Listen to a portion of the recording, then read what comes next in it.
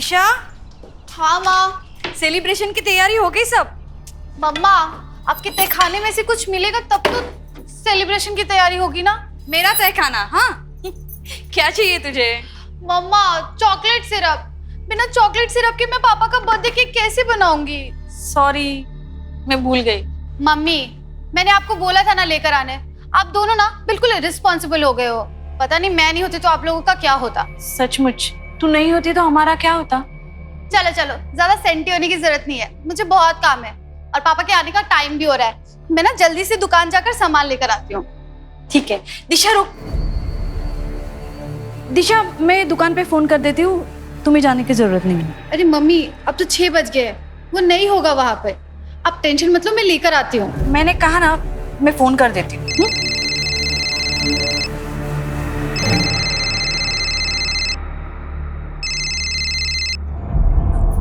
हाँ सुनंदा जी, मैंने आपको कितनी बार कहा है ये काम की बातें आप राजेश से किया कीजिए, मुझसे मत कीजिए। और मेरे आके गिड़गिड़ाने से क्या होगा? नहीं, अभी राजेश घर पे नहीं है। हाँ, आप बाद में फोन कीजिए। देखो दिशा, दिशा,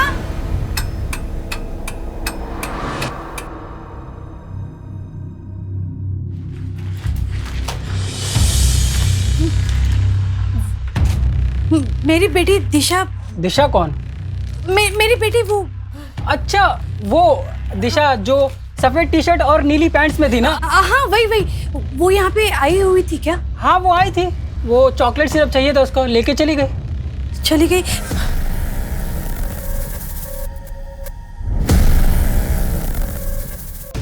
दिशा, राजेश, राजेश, वो दिशा। दिशा, अरे क्या हुआ, चिल्ला क्यों रही हो? दिशा, राजेश दिशा कहीं मिल नहीं रहे हैं, मुझे बहुत डर लग रहा है। राजेश मिल नहीं रही मतलब?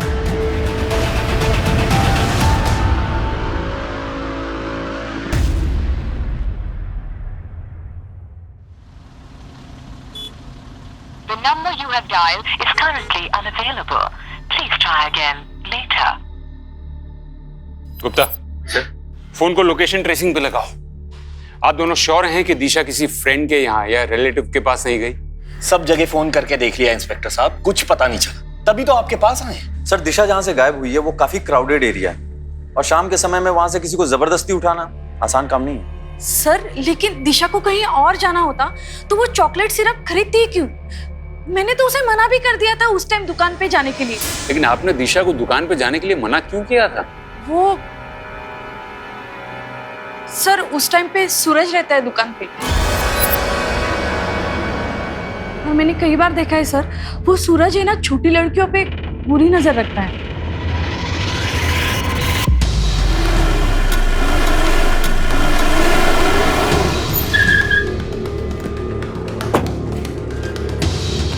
सूरज? नहीं मैडम, वो तो मेरे यहाँ काम करता है। आज सुबह में उसका फोन आया था कि उसे कुछ काम है, इसीलिए 1-2 दिन दुकान पे नहीं आएगा।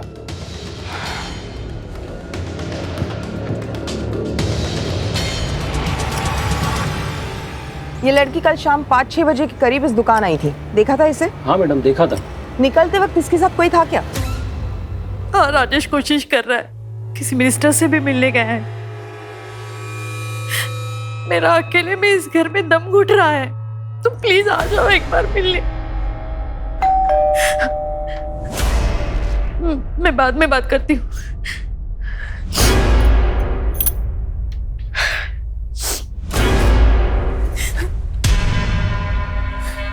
सुनंदा जी, आप? प्रीति, मैंने दिशा के बारे में सुना, इसलिए। आपने सुना ना, तो आप समझ सकते हैं हम किस दौर से गुजर रहे हैं। देखिए, मुझे अभी किसी से नहीं मिला। जानती हूँ बुरा वक्त है, इसलिए तो दर्द बांटने आई हूँ। मैं आप लोगों के लिए टिफिन लेके आई हूँ। अगर बुरे वक्त में रिश्तेदार काम नहीं आएंगे तो कब आएंगे? और आप घबराइए मत, मैंने मन्नत मांगी, हमारे परिवार के साथ फिर से ऐसी कोई अनहोनी नहीं होगी। सर, आज ये छुट्टी लेकर गली की लड़कियों के साथ रंगोली बना रहा था। तो इसमें मैंने कौन सा क्राइम कर दिया? काम से ज्यादा लड़कियों पे ध्यान रहता है ना तेरा। कल दिशा का पीछा क्यों किया था? दिशा? कौन दिशा साहब? चल बता, तू किराने की दुकान पे काम करता है ना? जी साहब। तो सरसों का तेल अच्छा होता है या फिर सोयाबीन का? अरे साहब, आप लोग वो प्रीति मैडम की बेटी की बात कर रहे हैं ना? जी हाँ, मैं कल उसके पीछे गया था। वो चॉकलेट सिरप लेने आई थी तो मुझे लगा उसका बर्थडे है, मैं उसको चॉकलेट देने गया था। रोड तो सीधा ही था साहब, पर वो पता नहीं कहाँ गायब हो गई, कहीं दिखी नहीं मुझे। और तू 15 मिनट तक उसे ढूंढता रहा? साहब, अगर आपको यकीन नहीं हो रहा है तो उस फोन वाले से पूछ लीजिए ना। फोन वाला? हाँ साहब, दिशा जब दुकान पे आई थी तो वो पूरे टाइम किसी से फोन पे ही बात कर रही थी। हाँ ठीक है, हाँ हाँ ओके, हाँ यू डोंट वरी, बस मैं निकल रही हूँ। हाँ हाँ ओके। गुप्ता, 12 घंटे हो गए लेकिन अभी तक फिरौती के लिए कोई फोन नहीं है। पर सर, दिशा का अगर अपहरण हुआ होता तो मार्केट में कोई तो देखता। सर, फोन स्विच ऑफ है तो लोकेशन ट्रेस नहीं हो पाएगी, लेकिन दिशा के कॉल रिकॉर्ड्स मंगवाए। मतलब अगर सूरज सच कह रहा था तो वो फोन कॉल?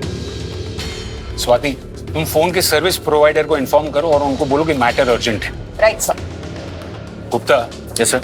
एक बात तो साफ है, दिशा ने दुकान से चॉकलेट सिरप लिया था, मतलब वो घर ही जा रही थी। या तो उस फोन कॉल ने दिशा का प्लान चेंज किया है, या तो मार्केट में उसे कोई मिला है जो उसे कहीं और ही ले गए। सर, मैं दिशा के दोस्तों से पूछताछ करता हूँ। जरूरी नहीं कि दोस्त ही हो, कोई रिश्तेदार भी हो सकता है, कोई ऐसा जो उसे बहुत करीब से जानता हो। लेकिन अगर वो दिशा के पैसे नहीं चाहता, वो दिशा से चाहता क्या है?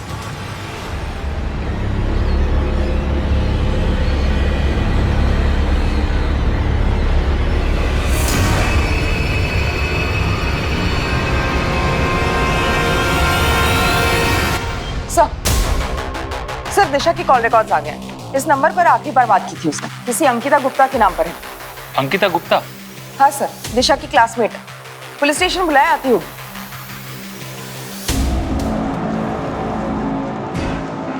अंकिता गुप्ता, तुम दिशा की क्लासमेट हो? जी सर। तुमने कल दिशा को मिलने बुलाया था? नहीं सर, मैंने बस उसको कॉल किया था अपना सामान ले जाने के लिए। सामान? हाँ सर, उसने मुझे एक बॉक्स दिया था स्कूल के अंदर, कहा कि ये तुम रख लो, मैं घर नहीं ले जा सकती। वो बॉक्स है तुम्हारे पास?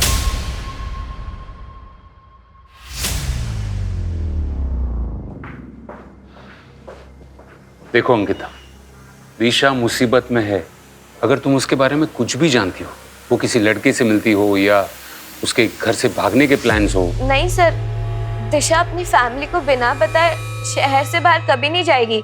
जब से उसकी दादी गायब हुई है, उसके मन में एक डर सा बैठ गया है। दादी गायब हो गई? हाँ सर, दिशा ने बताया था एक दिन स्कूल के अंदर कि उसकी दादी एक दिन अचानक से गायब हो गई, और पुलिस ने काफी ढूंढने की कोशिश करी, पर उनका आज तक कुछ पता नहीं चला। हाँ, मेरी माँ 8 साल पहले लापता हो गई थी। वो शांति वृद्धाश्रम की ट्रस्टी थी, वहीं चैरिटी के लिए पैसे देने जा रही थी और रास्ते से गायब हो गई। लेकिन दिशा के बारे में छोड़कर आप ये सब क्यों पूछ रहे हैं? क्योंकि मिस्टर सोनी, दिशा भी आपकी माँ की तरह अचानक रास्ते से गायब हो गई। मिस्टर सोनी, मुझे बताइए, उन दिनों में आपको कोई फिरौती के लिए फोन कॉल आया था? दिशा को गायब हुए 24 घंटे होने वाले, अभी तक फिरौती के लिए कोई फोन कॉल नहीं आया। दिशा के कॉल रिकॉर्ड से भी हमें कुछ पता नहीं चला है। अब तक की छानबीन से तो ऐसा लगता है मिस्टर सोनी के दिशा अपनी मर्जी से कहीं गई। नहीं सर, दिशा ऐसी लड़की नहीं थी, वो सब कुछ मुझसे शेयर करती थी। मिस्टर सोनी, ये दिशा का कुछ सामान है जो उसने उसकी क्लासमेट अंकिता गुप्ता के यहाँ रखा था। क्या ये सामान दिशा का है? सर, इस ब्रांड का परफ्यूम दिशा यूज ही नहीं करती थी। और ये दवाई तो दिल की बीमारी की दवाई है, ये दिशा के पास कैसे आई? लेकिन सर, हमारे फैमिली में ये दवाई कोई यूज ही नहीं करता है। इसका मतलब आप दोनों को जरा भी आइडिया नहीं कि दिशा के पास ये सब सामान कहां से आए? मिसेस सोनी, आप भली ऐसा मानती हो कि दिशा आपसे कुछ भी नहीं छुपाती थी, लेकिन दिशा की जिंदगी में डेफिनेटली ऐसा कुछ चल रहा था जिसके बारे में ना तो उसके दोस्तों को पता था और ना ही आप दोनों को। दिशा को तो ढूंढ नहीं पा रहे, माँ के पीछे पड़े हुए हैं, पता नहीं क्यों। अब आप कहाँ जा रहे हो? अब हर चीज क्या तुमसे पूछ के करनी पड़ेगी? ऑफिस में क्लाइंट्स बैठे हुए हैं, उनके पास जा रहा हूं। तुम टैक्सी लेकर घर आ जाना।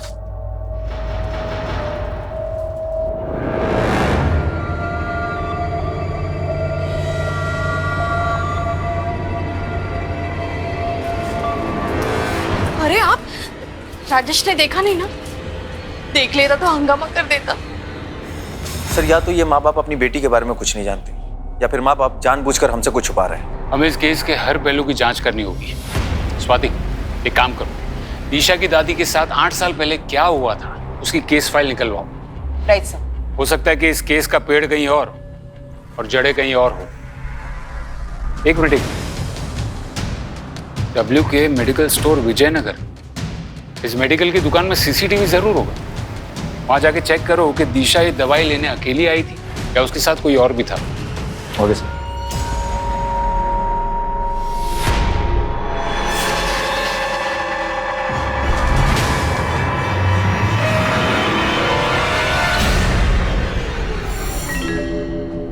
हाँ सर, यही लड़की थी। ये मुझे इसलिए याद है क्योंकि उसने दवाई खरीदी नहीं बल्कि चोरी करके भागी थी। पक्का यही लड़की थी? सर मैं CCTV फुटेज लाया हूँ, आप चाहिए तो देख लीजिए।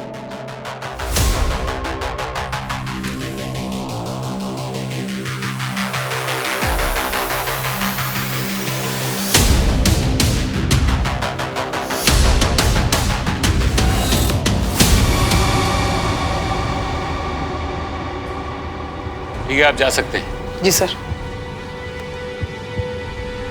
सर दिशा तो अच्छे घर से, फिर उसे दवाई चुराने की क्या जरूरत थी? प्रीति जी ने कहा था कि उनके परिवार में किसी को दिल की बीमारी नहीं है।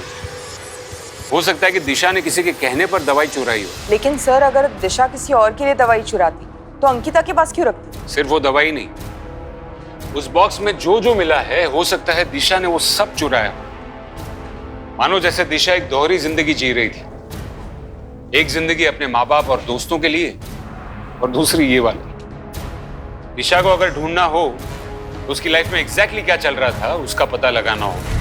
पुलिस समझ चुकी थी कि दिशा ऐसी ही किसी महत्वाकांक्षा को लेकर अपने ही घर में 2 जिंदगियां जी रही है, एक आइडियल बेटी बनने की और दूसरी वो जो उसने सबसे छुपा रखी थी। और दिशा के गायब होने के पीछे के रहस्य को उजागर करने के लिए पुलिस को दिशा के हर राज के बारे में पता लगाना जरूरी हो गया था। क्या दिशा के इस राज के बारे में कोई नहीं जानता था, या फिर कोई था जो जानकर भी अनजान बना हुआ था?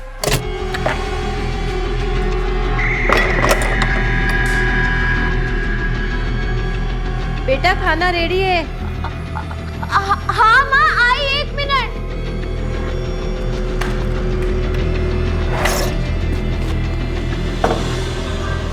ओके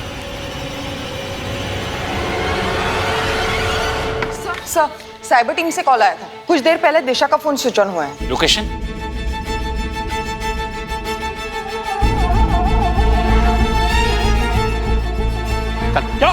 चल मैंने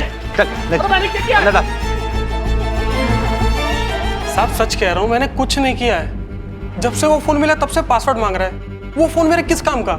सर मैंने इसके कॉल डिटेल्स चेक किए हैं, दिशा के साथ इसका अब तक कोई लिंक नहीं निकला। फिर भी इसे रिमांड में रखो और फोन का पासवर्ड ब्रेक होते ही इन्फॉर्म। Okay sir. प्लान में कोई चेंज नहीं होगा। हाँ, जो डील हुई है वही फाइनल है। सर दिशा का फोन अनलॉक हो गया, बाकी सारे रेगुलर मैसेज है, लेकिन ये मैसेज है जो 15 दिन पहले आया है। उनका मैसेज? Yes sir. दिशा ने ATM से 50,000 रुपए निकाले? सर दवाई की दुकान में चोरी होने के ठीक अगले दिन दिशा ने ये पैसे निकाले। पर दिशा को इतने सारे पैसों की क्या जरूरत पड़ी होगी? गुप्ता, तुम एक काम करो, ATM का CCTV फुटेज चेक करो जल्दी। Yes sir.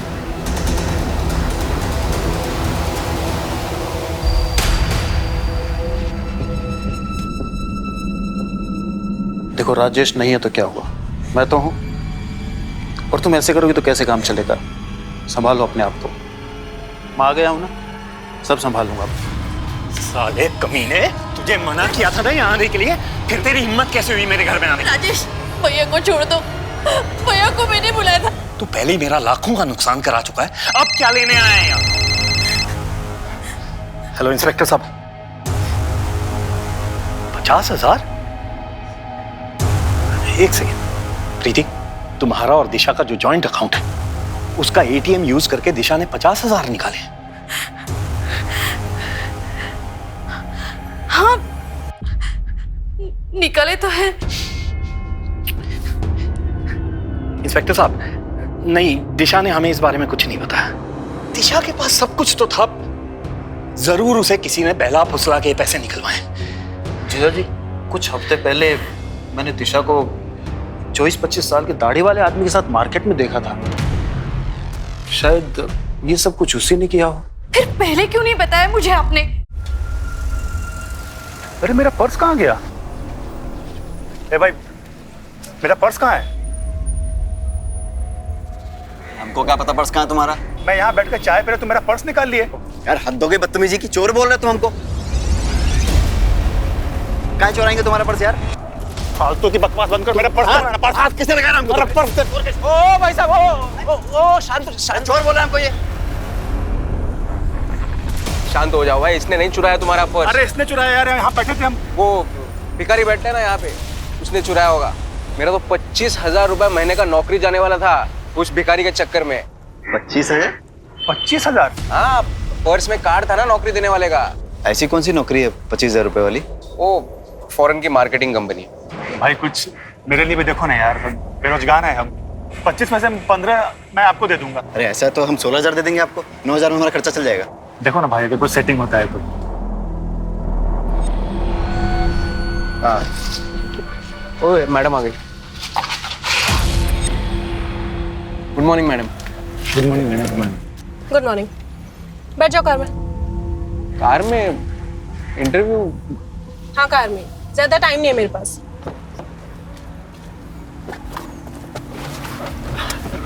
Hello ma'am. Madam मेरा नाम भूषण है और ये रहा मेरा सीवी। मैडम मैंने झांसी से मार्केटिंग का कोर्स भी किया है, आप चाहो तो मेरे मार्क्स देख सकते देखो, इस कंपनी में काम करना है तो यहाँ पर 2 रूल है। पहला, never call me ma'am, only Nitya. Okay ma'am, sorry Nitya. और दूसरा, जब तक बोलने को कहा ना जाए अपना मुंह मत खोलो। ओके। देखो, मार्केटिंग में काबिलियत फील्ड में पता चलती है, कागज पर नहीं, समझे? जी जी।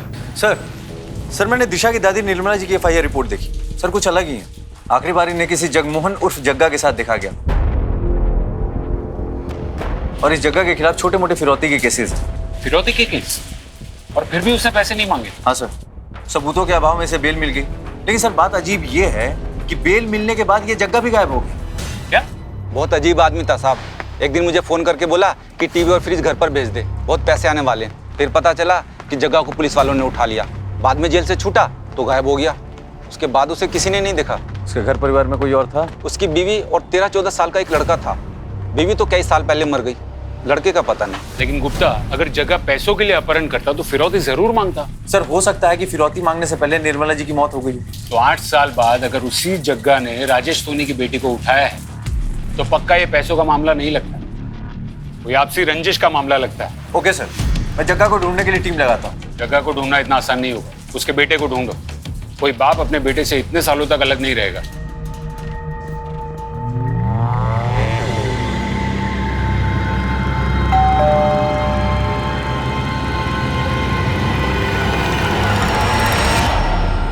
मैडम, दुकान पे कोई नहीं था तो मैंने सोचा मैं ही पार्सल लेके आ जाता हूँ।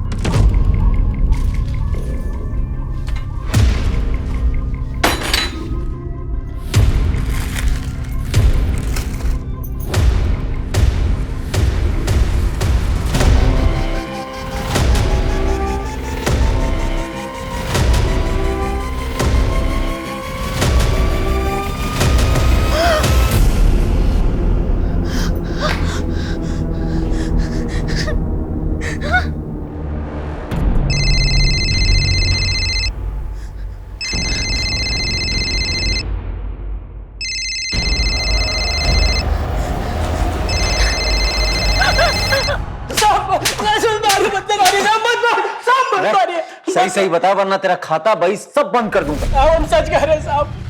साहब हमने कुछ नहीं किया। कुछ नहीं किया? साहब दुकान में तो सामान हम नहीं डाला था थैले में। लेकिन जब हम रास्ते में जा रहे थे तो एक बाइक वाला टकरा गया।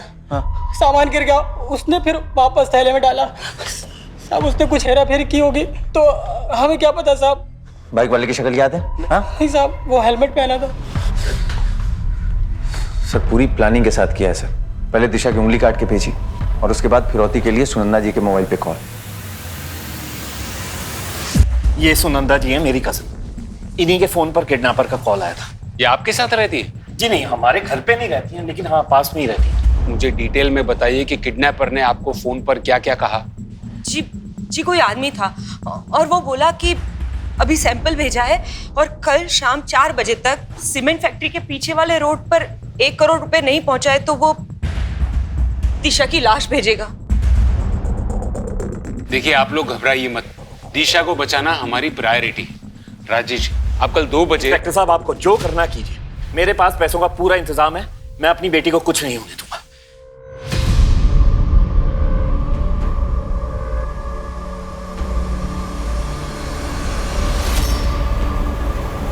सर आखिर ये केस फिरौती का ही निकला सर, लेकिन किडनैपर बहुत होशियार है, हर चीज प्लान कर रहा है, तभी तो उसने फिरौती के लिए इतनी देर बाद फोन किया। गुप्ता, कल कितनी भी प्लानिंग तुम सबको इन्फॉर्म कर दो कि हमें कल किसी भी हाल में दिशा को बचाना है।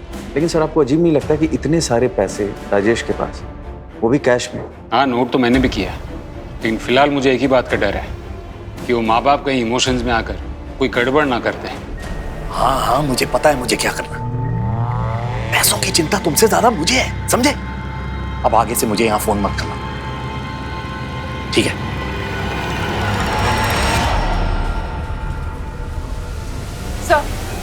सर टीम रेडी है। राजेश को मैंने सब कुछ समझा दिया था कल, फिर भी वो टाइम पर नहीं आया और कब से घर पे फोन कर रहा हूँ, कोई फोन भी नहीं उठा रहा है।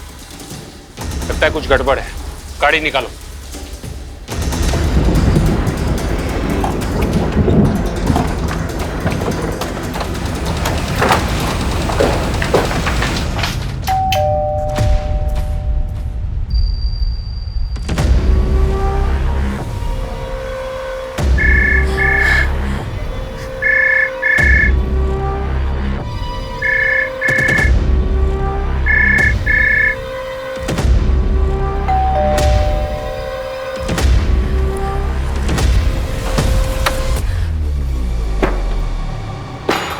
कर रही है मिसेस सोनी, आप घर पर है और आप पुलिस का फोन नहीं उठा रही हैं। और राजेश कहाँ है? वो सर। देखिए प्रीति जी, अगर आप पुलिस से कोई भी बात छुपाएंगे तो हम दिशा को नहीं बचा पाएंगे। अरे जरा तो समझिए, जो इंसान दिशा की उंगली काटकर भेज सकता है वो दिशा के साथ कुछ भी कर सकता है। सर राजेश सुनंदा दी के साथ किडनैपर को पैसे देने गया है। पर टाइम तो 4 बजे का था ना। हाँ, पर वो प्रीति, राजेश ये देखो क्या हुआ, कोई मैसेज आया है किसी और नंबर से। क्या मैसेज है, पढ़ो ना। लिखा है, पुलिस के पास गए थे, अगर दिशा जिंदा चाहिए तो पुलिस को बिना बताए राजपुर के जंगल के अंदर वाले कुएं के पास आज दोपहर 2 बजे तक आ जाओ। अब क्या करें? अरे क्या करेंगे, वही करेंगे ना जो वो चाह रहे हैं, पैसे देंगे और दिशा को छुड़वाएंगे। नहीं नहीं नहीं, मैं तो कहती हूँ हमें पुलिस के पास जाना चाहिए, कहीं वो लोग हमारे साथ ही कुछ। अरे कुछ नहीं करेंगे वो, उन्हें पैसों से मतलब है बस। आप तैयार रहिए, बाकी मैं संभाल लूंगा। कोई नहीं संभाल पाएगा। मिसेस सोनी, किडनैपर्स ने पहले सुनंदा जी को फोन किया, हमने फोन टैप किया तो उसने एसएमएस की। कोई तो है जो किडनैपर को खबर दे रहा है, लेकिन आप घबराइएगा नहीं। सर, मुझे सुनंदा जी के लिए फिक्र नहीं हो रही है, उनकी वजह से फिक्र हो रही है। मुझे डर है कि ये सब सुनंदा जी कर रही है। पर वो ऐसा क्यों करेंगी? क्योंकि सुनंदा जी का बेटा विशाल राजेश की फैक्ट्री में काम करता था, एक एक्सीडेंट में उसकी मौत हो गई। तब से सुनंदा दी राजेश के पास उसके मौत का हर्जाना मांग रही है। और राजेश ने अभी तक पैसे नहीं दिए। सोनी, आपने ये बात हमें पहले क्यों नहीं बताई? सर मुझे पहले शक था, पर यकीन नहीं हो रहा था सर। सर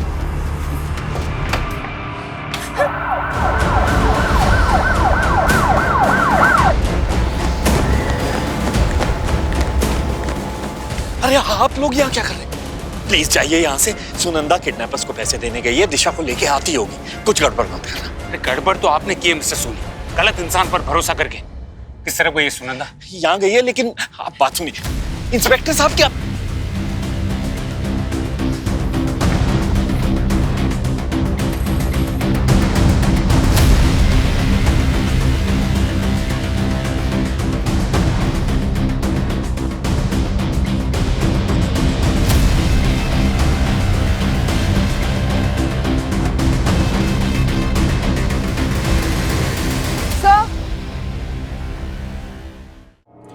टैलेंट तो इंडिया में भरा पड़ा है, लेकिन अगर इस इंडस्ट्री में आगे बढ़ना है तो बंदे को सिर्फ टैलेंटेड नहीं, स्मार्ट भी होना चाहिए। तो तुम लोगों में से कोई स्मार्ट है? ठीक है, तो 1 मिनट के अंदर मुझे मूवी देखने के लिए कन्विंस कर लो। अगर मैं मान गई तो ये नौकरी पक्की।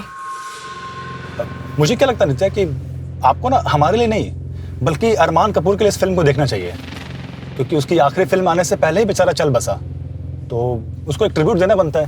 हा? आपको क्या लगता है? और अगर मैं बोर हो गई तो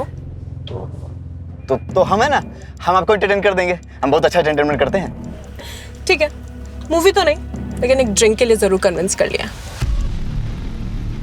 शातिर रही ये लोग, ये जानते थे कि हम सुनंदा के जरिए उन तक पहुंच जाएंगे, इसलिए उन्होंने सुनंदा को ही मार दिया। सर, राजेश और प्रीति दोनों को अब तक किडनैपर्स की कॉल नहीं आए। पैसे लेने के बाद भी किडनैपर्स ने अब तक दिशा को छोड़ा नहीं। ये बड़े बिजनेसमैन हर चीज को डील समझते हैं क्या? एक हाथ लो दूसरे हाथ दो। राजेश की छोटी सी गलती की वजह से वो किडनैपर्स निकल गए। सर, सारे चेक पोस्ट को इन्फॉर्म कर दिया। शहर से बाहर जाने वाली जितनी भी गाड़ियां हैं सबकी चेकिंग चल रही है। गुप्ता, वो जानते हैं कि चेकिंग होगी, वो लोग शहर छोड़कर नहीं जाएंगे। सर, सुनंदा का फोन मिला है। उसके फोन पे किसी गोकुल नाम के आदमी का हर 2-3 दिन में फोन आता था। आज दोपहर 1 बजे भी आया। सर, उसकी कॉन्टैक्ट पे उसका फोटो सेव्ड है। दाढ़ी वाला आदमी है, शायद 30-35 साल का होगा।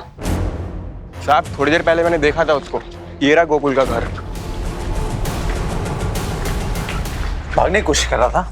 गलत समझ रहे हैं साहब आप। गलत समझ रहा हूँ? हाँ। चल तुझे सही समझाता हूँ। चल। अरे चल तो रहा हूँ साहब। है चल रहा हूँ। तेरी पूरी कुंडली निकाली हमने। सच सच बता, दिशा कहाँ है? साहब, मुझे नहीं मालूम आप किस दिशा के बारे में बात कर रहे हो। तो तुझे तो ये भी नहीं पता होगा कि तेरा ये पैर कैसे टूटा। मैं याद दिलाता हूँ, विशाल सुनंदा का बेटा, उसी के साथ तू काम करता था ना राजेश की फैक्ट्री में, और जिस हादसे में विशाल की मौत हुई उसी हादसे में तेरा ये पैर टूटा। तेरे पड़ोसी को तेरी सारी खबर है, और राजेश ने मुआवजा नहीं दिया, इसलिए तूने और सुनंदा ने मिलकर दिशा को अगवा कर लिया। साहब, जब उसने अपनी कजिन बहन के लिए कुछ नहीं किया तो मुझे क्या देगा वो? उस हादसे के बाद अपनी फैक्ट्री को बचाने के लिए राजेश ने सारा इल्जाम अपने साले अविनाश गुप्ता पर लगा दिया और उसे नौकरी से भी निकाल दिया। क्या अविनाश राजेश के साथ काम करता था? और क्या साहब? सर, दिशा ने जिस एटीएम से पैसे निकाले थे उसका सीसीटीवी फुटेज आ गया। आप सही थे, दिशा एटीएम अकेले नहीं गई थी। वो सीसीटीवी फुटेज लेकर आओ और जरा पता करो ये अविनाश आजकल करता क्या है। Right sir.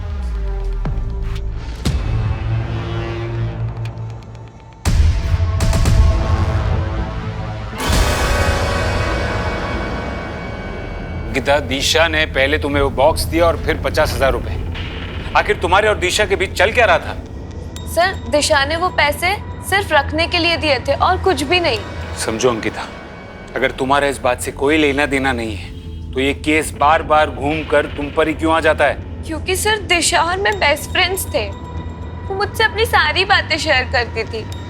कुछ दिन पहले तो वो मेरे घर पर भी आई थी। काफी परेशान थी सर वो। क्या हुआ है दिशा तुझे? पहले तो तू इतना बात करा करती थी, अब तू बात ही नहीं करती है।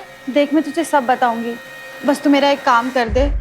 मैं तुझे 50,000 दूंगी, मेरे लिए एक टैब बुक कर देगी? लगता है दिशा को कोई ब्लैकमेल कर रहा था। वो टैब, अंकिता, तुमने कितने दिन पहले ऑर्डर किया था वो टैब? सर, 2 हफ्ते पहले। गुप्ता, तुम वो ऑनलाइन साइट से कांटेक्ट करो। बॉस की गाड़ी पे ही पत्थर मार दिया। क्या बात है, बहुत खूब। अरे तो इसमें क्या है, मैं भी तो अपनी गर्लफ्रेंड के मुंह पर ऐसे कोल्ड ड्रिंक फेंक करके आ गया था। ओहो, इतनी डायरेक्ट। मित्ता मैडम, अब चलो ना, बहुत टाइम हो गया। अरे, जब बॉस एंजॉय कर रही है तो तुम्हें क्या जल्दी है? चुपचाप बैठे रहो। मैं जरा होके आता हूँ।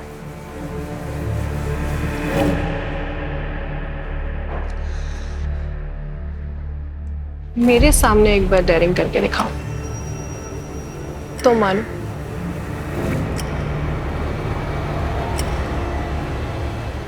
किडनैपर ने पैसे भी दिए और दिशा को भी नहीं छोड़ा।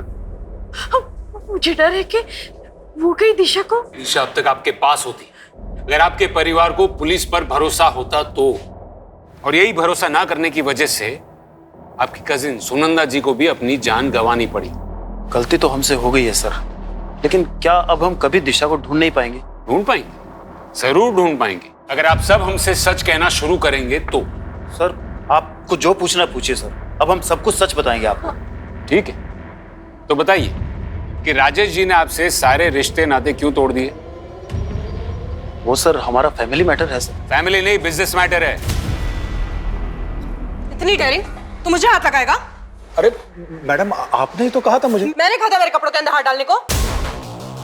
तुम दोनों को तो मैं पुलिस के हवाले करूंगी, ऐसा सबक सिखाऊंगी ना। मैडम हमें माफ कर दीजिए। तू लेकर आया था ना इन बदमाशों को मेरे पास, तेरी भी नौकरी गई। तुझे भी पुलिस के हवाले करूंगी मैं। अरे पर मैडम मैंने तो कुछ किया ही नहीं है। पुलिस ऐसी जगह पे डंडे मारेगी ना कि कुछ करने के लायक भी नहीं बचोगे तुम लोग।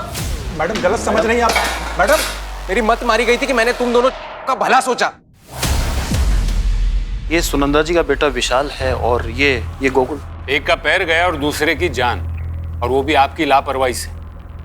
आप राजेश जी की कंपनी में मैन्युफैक्चरिंग के मैनेजर थे।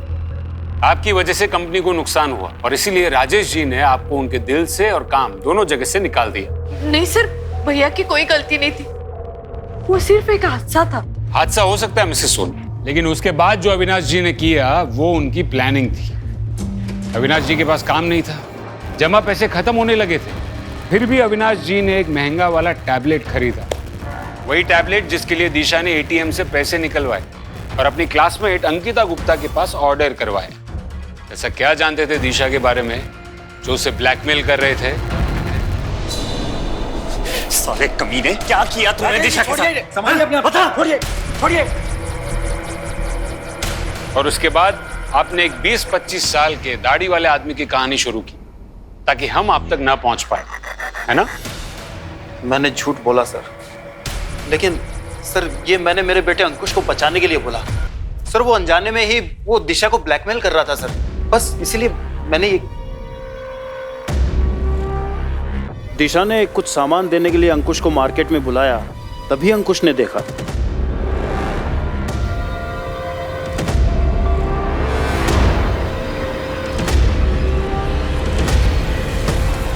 अरे अंकुश, तो इतनी जल्दी आ गया? दी आपने चोरी की? चोरी नहीं, ये तो फन के लिए है। वो एक्चुअली मेरी एक फ्रेंड यही रहती है, उसने मुझे डेयर दिया था। तू अभी छोटा है, तू नहीं समझेगा। तो एक काम कर, ये संभाल ले और तू घर जा, मम्मी ने बुलाया। दिशा दी डर गई थी कि मैं पापा को सब बता दूंगा, इसीलिए उन्होंने मुझे फोन किया था। मैंने उन्हें प्रॉमिस किया कि मैं किसी को नहीं बताऊंगा अगर मुझे टैबलेट मिला तो। पर जब दी गायब हुई, मैंने पापा को सब बता दिया। दिशा कह रही थी कि उसकी फ्रेंड ने उसे डेयर दिया है। बेटा, आपने दिशा के साथ किसी को देखा था? हाँ, और मुझे ये भी याद है कि दी मुझे सामान देने के बाद किस घर में गई थी।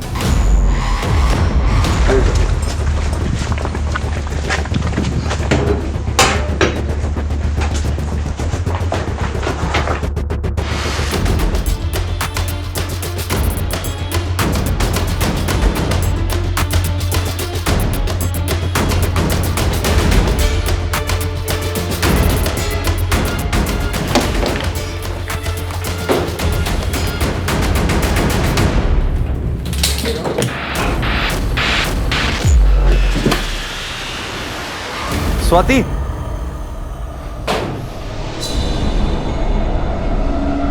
हाँ गुप्ता बोलो।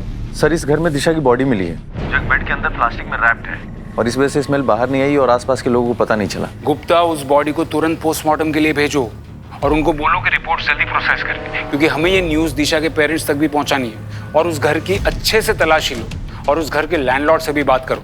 1-2 महीने से ही थी यहाँ पर साहब। अब लड़की थी तो मैंने ज़्यादा कुछ पूछताछ नहीं करी। हाँ, इतना पता है कि किसी वृद्धाश्रम में मैनेजर थी साहब वो, और उसकी कार यहीं पीछे पार्क है साहब।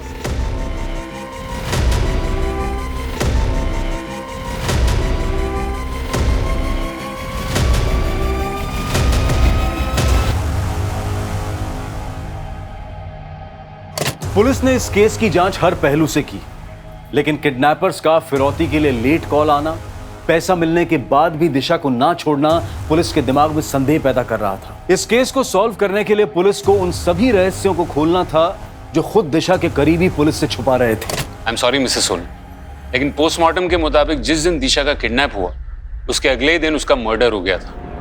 क्या? कमाल है मिस्टर सोनी, आप क्यों चौंक गए? और आपका चेहरा देखकर तो लगता है कि आप तो पहले से बहुत कुछ जानते थे। शांति वृद्धाश्रम, नाम याद है कि वो भी भूल गए? जानता हूँ, एनजीओ है, मेरी माँ ने शुरू किया था, मैं भी ट्रस्टी हूँ इसमें, लेकिन आजकल टाइम नहीं मिलता इसलिए जा नहीं पाता। अच्छा, टाइम नहीं था, फिर भी अपने एनजीओ के लिए इस लड़की को हायर किया, और यही लड़की आपकी बेटी का अपहरण करती। ऐसे बिना सबूत के आप मुझ पे इल्जाम कैसे लगा सकते हैं? सबूत है ना, आपके बैंक डिटेल्स और वो 1.5 करोड़ रुपए जो आपने बैंक से लिए थे लोन पे, दिशा का अपहरण होने के 1 हफ्ते पहले, वो भी गारंटी के साथ। मानो जैसे आपको तो पता ही था कि दिशा किडनैप होने वाली है। इंस्पेक्टर साहब, वो पैसे तो मैंने अपनी एक बिजनेस डील के लिए लिए थे। Business deal? कैसी बिजनेस डील? मैं आप लोगों के साथ शेयर नहीं कर सकता। ठीक है, मत कीजिए शेयर, लेकिन एक बात याद रखिए, दिशा के मर्डर केस में प्राइम सस्पेक्ट आप ही हैं। मेरी कंपनी में एक हादसा हुआ था जिसमें सुनंदा के बेटे की डेथ हो गई थी। फिर इंस्पेक्शन ऑफिसर्स ने मेरे माल को लो क्वालिटी बताकर मेरा लाइसेंस कैंसिल करने के लिए कहा। उन्हीं ऑफिसर्स को रिश्वत देने के लिए मैंने लोन लिया था। तो फिर इस लड़की का इस पूरे बात से क्या कनेक्शन? इंस्पेक्टर साहब, ये लड़की भले ही मेरे एनजीओ में काम करती हो, लेकिन मैं इसे नहीं जानता हूं, सच में। ये एनजीओ के लिए मार्केटिंग वालों को क्यों हायर कर रही थी? सर, इस बात पे तो मुझे भी डाउट है। सर, इस पे उसका एड्रेस मेंशन है, अगर आप कहें तो मैं पता लगाऊं। चल के खत्म कर देते हैं उस नित्या को। हम तीनों को बचाने के लिए उसको मरना ही पड़ेगा। चंद्रेश, ये उस कार्ड में उसका एड्रेस है ना? अरे उसी ने तो बोला वो अकेली रहती है।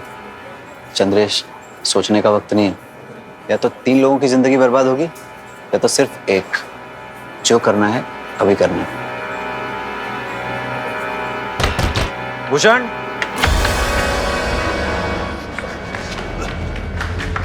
सर भागा क्यों? सर मैंने कुछ नहीं किया सर, मैंने कुछ नहीं किया सर, नित्या की गलती थी।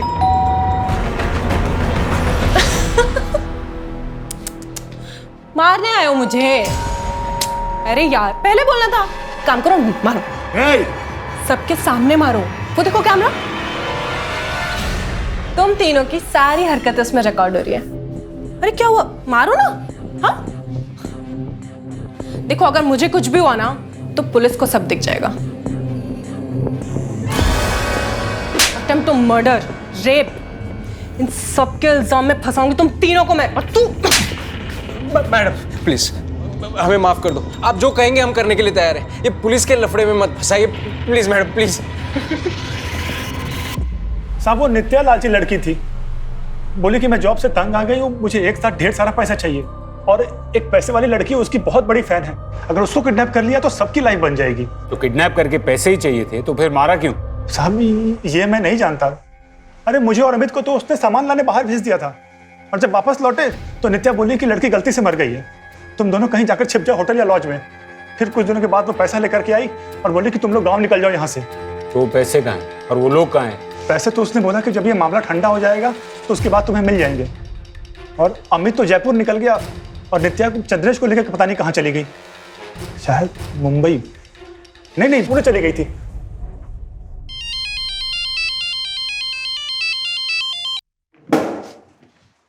हेलो,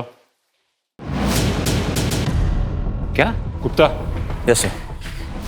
कोई तो कनेक्शन है नित्या और जग्गा के बेटे बबलू के बीच। सर, इन दोनों के बीच में कनेक्शन है, आपको ऐसा क्यों लगता है? जग्गा का बेटा पुणे में रहता है और नित्या और चंद्रेश भी पुणे की बस में भागे। हो सकता है कि नित्या ने ये सब जग्गा के कहने पे किया हो। Yes sir. बबलू भी पुणे की एक कंस्ट्रक्शन कंपनी स्काई हाई में काम करता है। अगर बबलू पकड़ में आ गया तो हो सकता है कि जग्गा भी पकड़ में आ जाए। और तुम नित्या और चंद्रेश की फोटो भी वहां की लोकल पुलिस स्टेशन में सर्कुलेट करवा दो। Yes sir.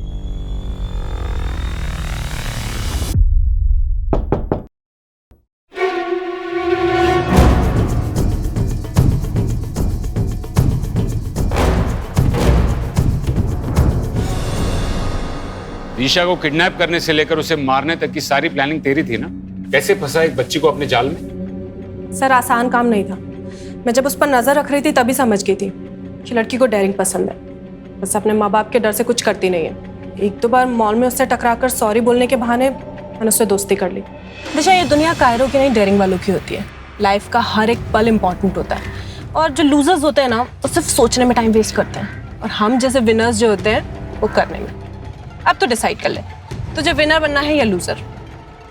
और फिर कुछ दिनों बाद मैं उसकी फेवरेट हो गई। जैसा कहती थी वो वैसा ही करती थी। अरे दिशा, अरे नित्या दीदी यार, सुनना, मुझे तुझसे कुछ काम है, मेरे साथ चलना 5 मिनट। पर मुझे तो पापा का बर्थडे केक बनाना अरे बस 5 मिनट की बात है, चलना यार। ओके चल आजा। जब पैसे मिल गए थे तो सुनंदा को क्यों मारा? सर पीछे कोई सबूत नहीं छोड़ना था। तेरे बता दिशा कहाँ है? बता, छोड़ो।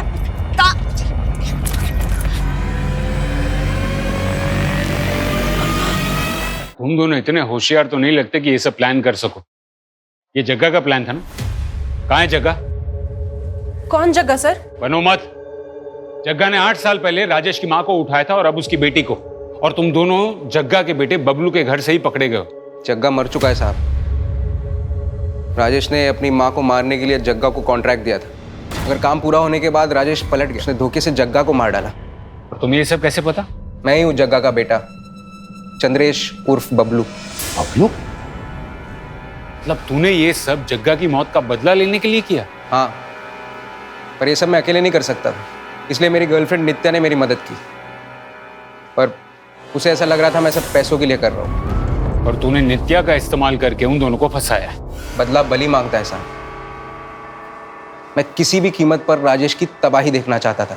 आप जो सजा देना चाहते दीजिए, मुझे कोई अफसोस नहीं। अरे इंस्पेक्टर साहब, वो एक मुजरिम है, उसने कहा और आपने मान लिया। और कितना झूठ बोलोगे? जायदाद के लिए अपनी माँ को मरवा दिया और उसकी सजा मिली मेरी बेटी को।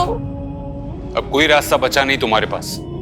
सीधे सीधे बता दो कि जग्गा और तुम्हारी माँ की बॉडी को कहाँ ठिकाने लगाया है। जग्गा को मैंने टिंचा फॉल से धक्का दिया था और माँ को। राजेश ने लालच में आकर कई साल पहले अपनी माँ और जग्गा की जान ली। जिस राजेश के लिए पैसों का मोल अपने परिवार से भी ज्यादा था, वही लालच अनजाने में उसकी बेटी की मौत का कारण बना। चंद्रेश नफरत की उस खाई में गिरा हुआ था जहां उसे नफरत के अलावा और कुछ नहीं सूझा। लालच और नफरत, ये वो दो नकारात्मक भावनाएं हैं जिनकी दस्तक से ही हमें सतर्क हो जाना चाहिए और इस केस से सबक लेना चाहिए कि सफलता का कोई शॉर्टकट नहीं होता है। भले ही समय लगे, लेकिन ऊंचाई पर सिर्फ कड़ी मेहनत से ही पहुंचा जा सकता है। देखते हैं हमारे आज के एपिसोड की दूसरी कहानी।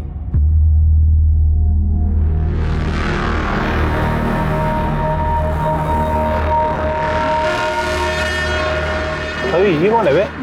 हेलो, किधर? ऐसा फोकट में एंट्री नहीं है गांव में। मतलब एक बंदे का 1000 रुपए लगेगा और तुम लोग 2, तो 2 का कितना? 2000 लगेगा, समझा? अरे इस बात के पैसे? घर है हमारा, गांव है हमारा। अरे घर होगा तो बीमारी लाओगे। तुम्हारे वजह से किसी को कोरोना हो गया तो अब क्या करेंगे हम? अरे ऐसे साहब देखो ना क्या बोल रहे लोग। मेरे गांव में आने से मेरे को पैसे मांग रहे साहब। ये साहब आप कुछ बोलो ना। ये तो आपका आपस का मामला है, आपस में ही सुलटा लो। मुझे काय को बीच में ले रहे साहब? देखो क्या बोल रहे हैं। जाओ जाओ देखो। माला माला माला माला, देखो मेरी बाइकों की तबीयत ठीक नहीं है, अभी जाने दो मुझे, मैं बाद में पैसे दे दूंगा तुम लोग को, ठीक है? अभी कितना तेरे पास? अभी अभी अभी बस ये आखिरी 500 है। हाँ बस ये तेरा एडवांस हो गया, बाकी का हम लोग शाम को लेंगे, समझा? चल अभी चल। 1500 शाम को देना। शेयर करने का ओ भाई कहाँ जा रहे हो? पहले वो मास्क लगाओ, हाथ आगे करो। अरे यार उल्टा उल्टा वाला। हाँ ये देखो, ये क्या है? स्टैम्प। ये आपका भी हाथ। अभी आपको 14 दिन घर से कहा बाहर नहीं निकलना है, इधर उधर घूमना नहीं, घूम के बीमारी फैलाना नहीं, समझे? और देखो किसको भी घर में सर्दी खांसी जुकाम ऐसा कुछ हुआ तो सीधा कोविड हॉस्पिटल जाना, समझे ना? चला।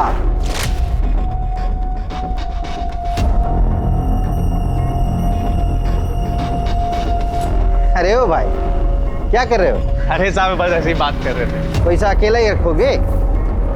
जबरदस्ती की गुंडागर्दी मचा रखी है। अरे अपने घर में आने की कोई पैसे देता है क्या?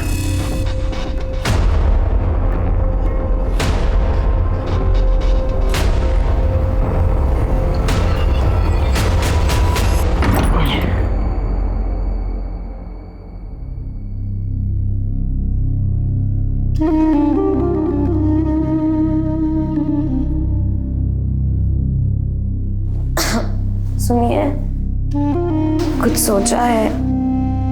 पड़ोसियों को पता चलेगा तो क्या कहेंगे? अरे तब की तब देखेंगे, अभी तू आराम कर।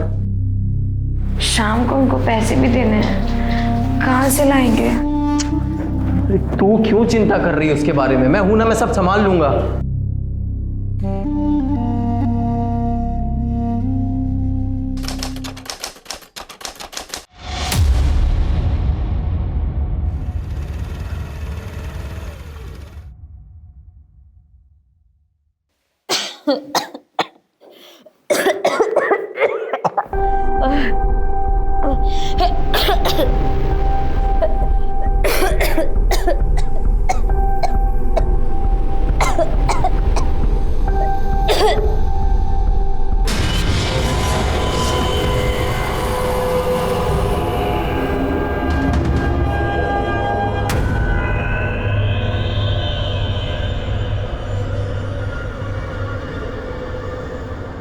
जहां एक तरफ हम सब इस महामारी की काली छाया के साथ जीने पर मजबूर हैं, वहीं दूसरी तरफ एक और वायरस है, जुर्म, क्राइम, अपराध। लेकिन इसने इस महामारी के काल में भी एक कदम भी पीछे नहीं हटाया है। राजू और माला बोहिर अचानक आए इस प्रकोप का शिकार थे। दोनों पैसे की कमी या काम छूटने की वजह से परेशान थे, या इसके पीछे कोई और कारण था? और अगर था तो क्या वही कारण वजह बना था माला बोहिर की हत्या का? जब कोविड-19 के कारण पूरा देश लॉकडाउन में था, तब नासिक महाराष्ट्र से 150 किलोमीटर दूर सोनगढ़ गांव में इस क्राइम को अंजाम दिया गया, जिसका मकसद बेहद अमानवीय था।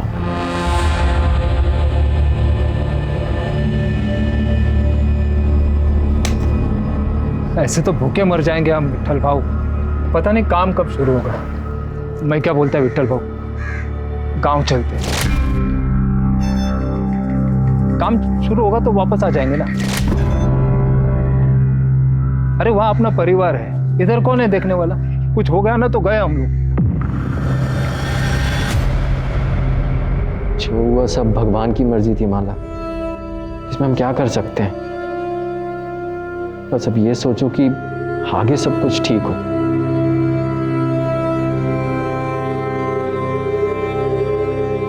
माला, तुम्हारे रिपोर्ट्स आ गए, तुम्हें कोरोना नहीं है, तुम आज ही घर जा सकती हो। देखा, हमने कहा था ना सब ठीक हो जाएगा।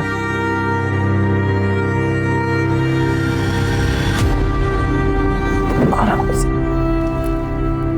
तू आराम कर, मैं खाने का इंतजाम करता हूँ। और हाँ, जब तक तेरी तबीयत ठीक नहीं हो जाती ना, रसोई में घुसने की कोई जरूरत नहीं है। रोज रोज कौन मुफ्त में देगा खाना? अरे किसी के घर मांगने थोड़ी जा रहा हूँ, अस्पताल जा रहा हूँ, वो लोग दे रहे हैं। और अस्पताल जा रहे हो?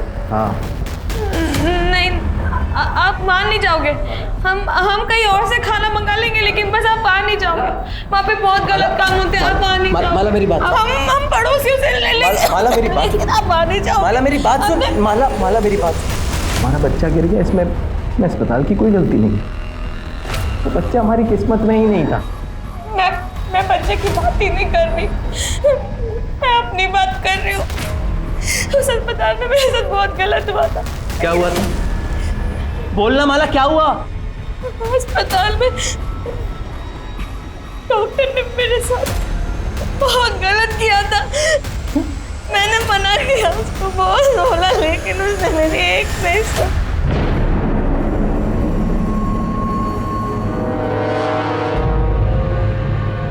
कौन? डॉक्टर? कौन था वो डॉक्टर? नाम बोल माला, जान से मार दूंगा उसको, जिंदा नहीं छोड़ूंगा। नाम बोल मुझे, बोला नाम बोलना। बताओ अभी शुरू से क्या हुआ? सब मैं और मेरी बाई को माला नासिक में एक बिल्डिंग में दिहाड़ी पे मजदूरी करते थे। अभी कुछ दिन पहले कॉन्ट्रैक्टर आया और बोला कि तुम सब लोग अपने अपने घर पे चले जाओ, अभी यहाँ पे कोई काम नहीं होगा, पूरा काम बंद है, समझे भाई? काम बंद मतलब? कोरोना बीमारी फैली है पूरी दुनिया में, इसलिए तो सरकार ने पूरा काम बंद कर दिया है, पूरे देश में लॉकडाउन कर दिया है। पर हमको उससे क्या? इधर थोड़ी कोई बीमार है। अरे नहीं है, लेकिन ये बीमारी आ तो सकती है। इसलिए तो सरकार ने पूरा काम बंद कर दिया है, सबको बोला है अपने अपने घर पे बैठो। काम का कुछ पता नहीं था, पर एडवांस पगार मिला था तो सब ठीक चल रहा था। माला पेट से थी तो उसको भी आराम मिल गया था। फिर दिक्कत शुरू हुई। भेड़िया है इसका, पेट में बच्चा है और चूल्हा क्यों जलाया? स्टोव किधर है? मैं पूरा मार्केट घूम के आई, मेरे को कहीं भी घासलेट नहीं मिला, इसलिए फिर चूल्हा जलाना पड़ा। अभी बहुत हो गया, अभी एडवांस का पैसा भी खत्म होने वाला है। बिना पैसे बिना काम के इधर रहना बहुत मुश्किल है। चल हम कल ही गाँव जाएंगे। अगले दिन सुबह घर के लिए निकले तो बस ट्रेन कुछ नहीं मिला, पर वहाँ जाकर देखा तो हमारे जैसे बहुत से मजदूर जो घर के लिए पैदल निकल गए, तो हम लोग भी अपने गांव के लिए पैदल निकल गए। फिर 2 तारीख को हम सोनगढ़ पहुँचे। इतने लंबे सफ़र के बाद माला की तबीयत बहुत ख़राब हो गई थी। अगले दिन उसे खून भी निकला। फिर मैं फ़ौरन उसे लेके भोसले अस्पताल ले गया। वहाँ डॉक्टर उसको देखी और बोली कि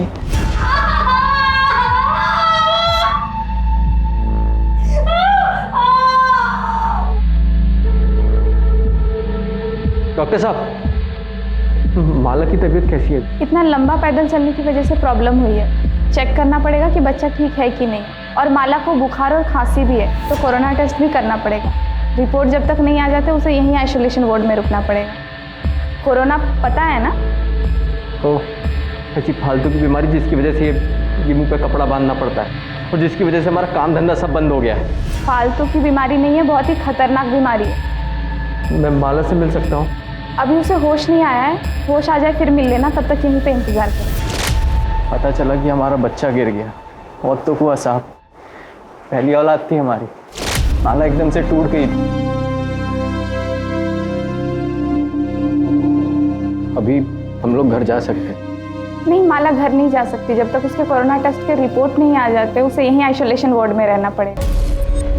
और आप भी प्लीज घर पे रहिए, क्योंकि अगर उससे हुआ तो आपको भी हो सकता है। उन लोगों ने मुझे अस्पताल में रुकने नहीं दिया। मैं क्या करता, मैं घर आ गया। लेकिन माला वहीं रही 2 दिन, 5 और 6 तारीख को। आज जब उसको घर लेकर आए तब उसने बताया कि वो डॉक्टर ने उसके साथ दोनों दिन जबरदस्ती किया। तुम्हारी बीवी माला को मिलना पड़ेगा। माला, घबराने की जरूरत नहीं है, हम तुम्हारी मदद के लिए यहाँ आए। बताओ हॉस्पिटल में तुम्हारे साथ क्या क्या हुआ? मेरा बच्चा गिरने के बाद मैं 2 दिन हॉस्पिटल में थी, टेस्ट का इंतजार करती थी। उन 2 दिनों में एक डॉक्टर ने मेरे साथ जबरदस्ती की। नाम जानती हो डॉक्टर का? पहचान सकती हो उसको? आंख दिया है ना भगवान ने, या आंख बंद करके बैठी थी? अरे बताती क्यों नहीं साहब को कौन हरामी था वो? तू भी मजे ले रही थी है? बोल साहब। लेकिन इस तरह से बात करते हैं। विवेन तुम्हारी, देखो माला, ना तो तुम उसको पहचानती हो ना तो उसका नाम जानती हो, उसको पकड़ेंगे कैसे? साहब, वो जो कोरोना में डॉक्टर पहनते ना, ऊपर से लेके नीचे तक, उन्होंने वो पहना हुआ था और मुंह पे मास्क भी लगाया हुआ था। मेरे शरीर में जान नहीं थी, लेकिन फिर भी मैंने उसको रोकने की बहुत कोशिश की, लेकिन वो नहीं माना। माला, माला, तुम और कुछ बताना चाहते हो? साहब तबीयत ठीक नहीं है इसकी, अभी इससे सवाल पूछने की जगह उस डॉक्टर को पकड़ो ना आप। सर, मुझे यकीन नहीं हो रहा। ऐसे वक्त पे जब लोग एक दूसरे को शक की नज़र से देखते हैं कि किसी की वजह से मुझे कोरोना ना हो, एक डॉक्टर अपने मरीज के साथ रेप करेगा, वो भी जिसके कोरोना के टेस्ट के रिजल्ट्स नहीं आए। पर सर, अगर माला कोरोना पॉजिटिव निकली तो? गायकवाड़, तुम डिपार्टमेंट में होते हुए ऐसा सोचते हो? हाँ, अरे ऐसे हजारों केसेस है जिसमें लोगों ने अपनी जान की परवाह नहीं की। अरे ये तो विकृत मनोवृत्ति वाले लोग। हाँ, ये वायरस से डरेंगे? अरे इनका जाने दे। नॉर्मल लोग भी अगर कोरोना वायरस के खतरे को समझते ना, तो हमें अपनी जान जोखिम में डाल के रास्ते पे घूमने की जरूरत नहीं थी। रही बात ये माला की, ये जरूर हमसे कुछ छुपा रही है, ढूंढेंगे। सर, ऐसा हो ही नहीं सकता। आपने सुना है पहले ऐसा कुछ? आप ही सोचिए कि अगर ये बात डॉक्टर्स और मरीज के बीच में फैल गई तो क्या होगा। पहले से ही हमारे पास स्टाफ कम है, अगर ऐसा कुछ हो गया तो कौन सा डॉक्टर, कौन सा स्टाफ ड्यूटी पे आना चाहेगा? अरे डॉक्टर से क्या, मरीज भी हॉस्पिटल में आने से कतराएंगे। डॉक्टर कूल, ये मैं नहीं कह रहा हूँ, आपके हॉस्पिटल के एक मरीज ने कंप्लेंट की है कि उसके साथ यहाँ एक डॉक्टर ने रेप किया जब वो आइसोलेशन वार्ड में कोविड टेस्ट के रिजल्ट का इंतजार कर रही थी। तो हमें पूछताछ तो करनी होगी। तो आप मुझसे क्या चाहते हैं? सीसीटीवी फुटेज देखना।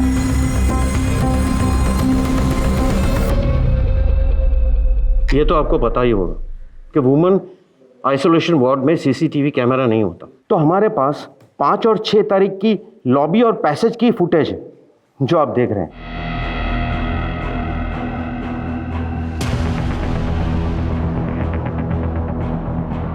6 तारीख को भी यही घुसा हॉस्पिटल में।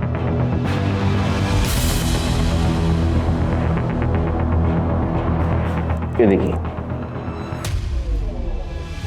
तो पता, अब इसको पता था यहाँ सीसीटीवी, इसलिए इसने अपना चेहरा नहीं दिखाया।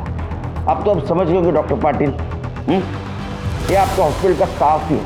हाँ, शायद डॉक्टर नहीं होगा, इसका मतलब माला जो बोल रही थी वो सच था। आपके हॉस्पिटल में जो भी स्टाफ है सबसे मुझे पूछताछ करनी है। बुलाओ उनको। इंस्पेक्टर साहब, ये हॉस्पिटल है और आप हमारे स्टाफ के साथ मुजरिमों की तरह पेश नहीं आ सकते। हम अपनी जान को खतरे में डालकर लोगों की जान बचाने की कोशिश करते हैं और ना ही औरतों का रेप करने की। देखिए डॉक्टर, हम आपके काम का सम्मान करते हैं। हम भी पुलिस वाले अपनी जान जोखिम में डालकर लोगों को लॉकडाउन का पालन करवाने की कोशिश कर रहे हैं। आप अपना काम कर रहे हैं, हम हमारा काम कर रहे हैं। अगर आप मरीजों को नहीं बचाएंगे तो वो मर जाएंगे, और अगर हम पुलिसिंग नहीं करेंगे तो पता है क्या होगा, हॉस्पिटल मरीजों से भर जाएगा। तो कुल मिलाकर हम और आप अपनी जान जोखिम में डालकर लोगों की जान बचाने की कोशिश कर रहे हैं। समझ में आया आपको? बुलाइए स्टाफ जी। देखो, माला के साथ जो कुछ भी हुआ है शायद कल तुम्हारे साथ भी हो सकता है। ऐसा होना नहीं चाहिए लेकिन हो सकता है। आप समझाइए। पुलिस के साथ प्लीज कोऑपरेट करो और जो कुछ भी तुम जानती हो सब कुछ सच सच इन्हें बता दो। साहब, माला मेरे को बताई थी कि डॉक्टर उसके साथ जबरदस्ती किया था। मैं उसको समझाई थी पर कहाँ सुनी। अरे पुलिस में जाने से क्या होगा, तेरी इज्जत वापस लौट आएगी क्या? जो होना था वो तो अब हो चुका। तो पुलिस में जाएगी तो अब पूरे गांव को पता चल जाएगा, पूरे गांव में तेरा जीना मुश्किल हो जाएगा। तू खुद ही सोच, ऊपर से तेरा पति छोड़ देगा वो अलग। देख, मैं तेरे भले के लिए बोल रही हूँ। आपको किसने बोला था शानपना करने को? पुलिस वाले ये वर्दी ऐसे पहनते हैं क्या? खबरदार, इसके बाद में किसी को ऐसी सलाह देने की कोशिश की तो माला को ही नहीं, हर उस इंसान को न्याय मिलना चाहिए जिसके साथ अन्याय हो रहा है। समझे? हालत खराब हो गई भाई। चलो अपना गांव तो आ गया। कभी सोचा नहीं था चल के गांव आना पड़ेगा। तेरा तो फिर भी ठीक है, गांव आ गया। मुझे तो और 60-70 किलोमीटर चल के जाना है। संभल के जाना और पहुंचते ही कॉल कर देना। हाँ, तुम भी अपना ध्यान रखना। हाँ भाई, चलो। हाँ, किसी को नहीं छोड़ो। ये बहुत हो गया, बहुत हो गया। अभी जला दूंगा। अब शांत हो जाइए। किसको जला देंगे? अस्पताल को, वो डॉक्टर को, सबको जला दूंगा मैं। आप शांत हो जाइए। पुलिस ढूंढ रही है ना डॉक्टर को। इतना बुरा हुआ तेरे साथ, तू इतना शांति से कैसे है? तू चाहती भी है वो डॉक्टर पकड़ा जाए? ये आप क्या बोल रहे हैं?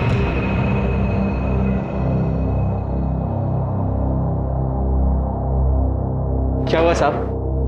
वो डॉक्टर को आप लोग पकड़े कि नहीं? देखो राजू, केड़कर साहब अभी आया नहीं है, थोड़े टाइम के बाद आएगा। बाद में नहीं, मेरे को अभी जानने का है क्यों डॉक्टर को पकड़ने में आपको कितना टाइम लगेगा? अभी शोर मत मचाओ, कि तुम्हारा घर नहीं है, पुलिस स्टेशन है। हम लोग कार्रवाई कर रहे हैं। तो तुम्हारी जानकारी के लिए ये बता देता हूँ कि जिसने भी तुम्हारी बीवी के साथ जबरदस्ती की है ना, वो कोई डॉक्टर नहीं है। समझा मैं, अभी सब समझा मैं। वो डॉक्टर है, बड़ा आदमी है, पैसे वाला, तो उसको काहे को पकड़ोगे आप लोग? नहीं, गरीब मानुस। हाँ, गरीब की कौन सुनता है? कौन सुनता है साहब गरीब की? राजू, क्यों चिल्ला राजू? साहब वो तेरी बात सुन ली, इसलिए तो कार्रवाई कर रहे हो ना। जब पकड़ा जाएगा तेरे को इन्फॉर्म कर देंगे। फिर से पुलिस स्टेशन में आके राधा नहीं करने का तो पहले तेरे को अंदर कर दूंगा। जा घर पे जा, निकल।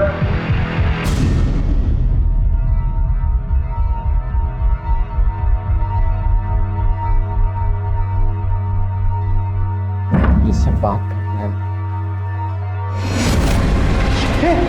माला,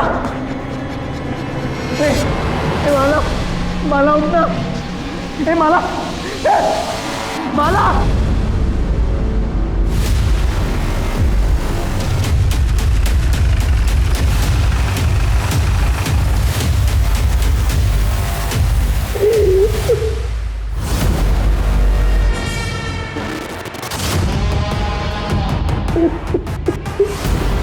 चल रहे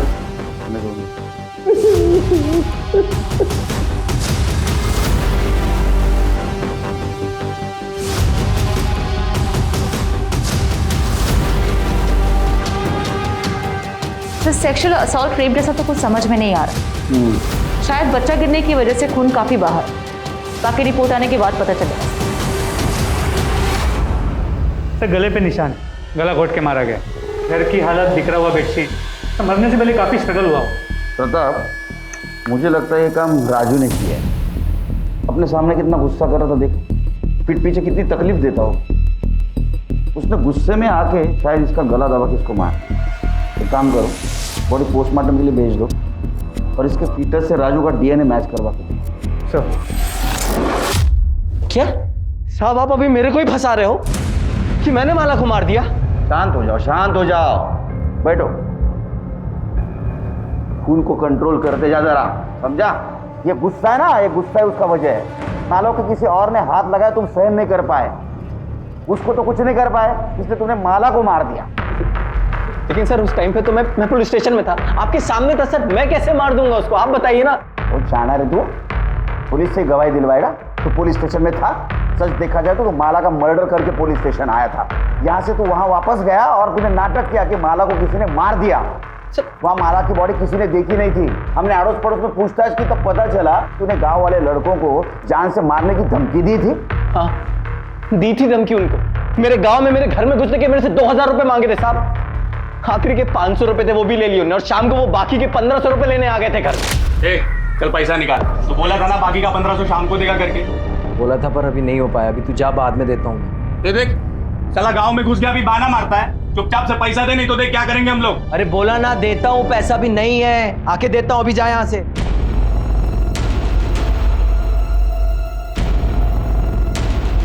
एक काम कर सकते हैं, पैसा छोड़ देंगे। क्या?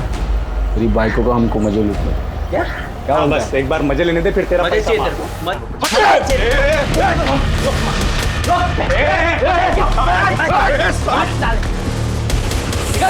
देख लेंगे तुझको, देख लेंगे।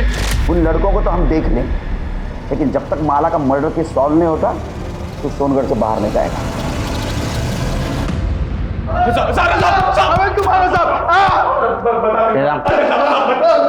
बोल।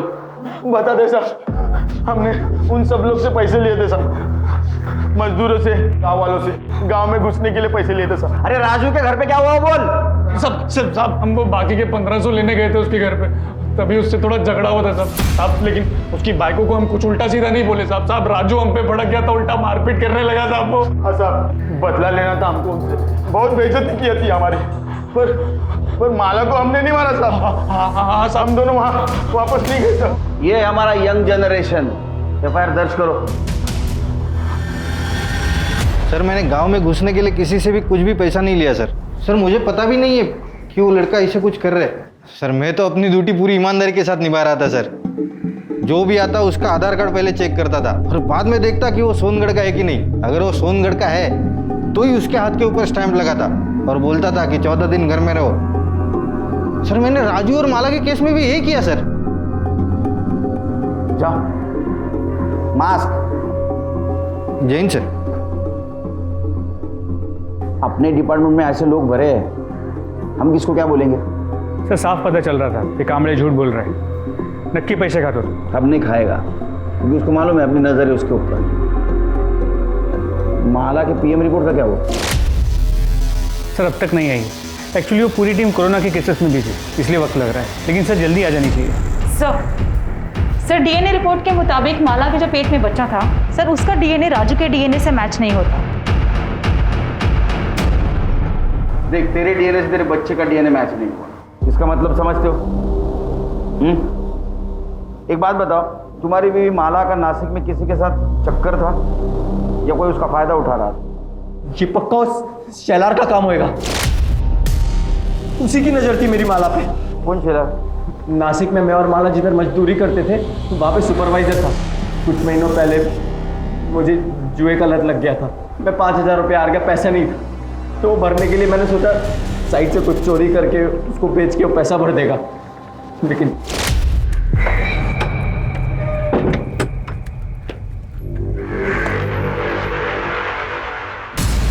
चोरी कर रहा है? चोरी कर रहा है? नहीं, जिस थाली में खाता है उसी में छेद करता है। रुक, मैं अपने भाव सुनो। इसको बताओ। मैं भाव इतना गर्मी काहे को खाते हो? मैं तुमको भी देता हूँ ना इसमें से। साले तेरे जैसा चोर समझाएगा मेरे को? अभी मैं देख, तू काम भूल जा काम तू अभी। मैं तेरे को जेल में भाव करते हैं ना कुछ, भाव करते हैं ना कुछ, इस बात को यहीं पे सुलटाते हैं ना भाव। एक रास्ता है। जो बोलोगे तू है ना? हाँ। तेरे बीवी के साथ में मेरे को सोने दे। मैं तेरे को छोड़ दूंगा, किसी को कुछ नहीं पता चलेगा। तू बीवी के साथ सोएगा? छोड़िए। नहीं को बोलेगा, बीवी के साथ सोएगा, अरे जान से मार दूंगा। अरे मैं हाथ उठा, मैं तेरे को छोड़ूंगा नहीं।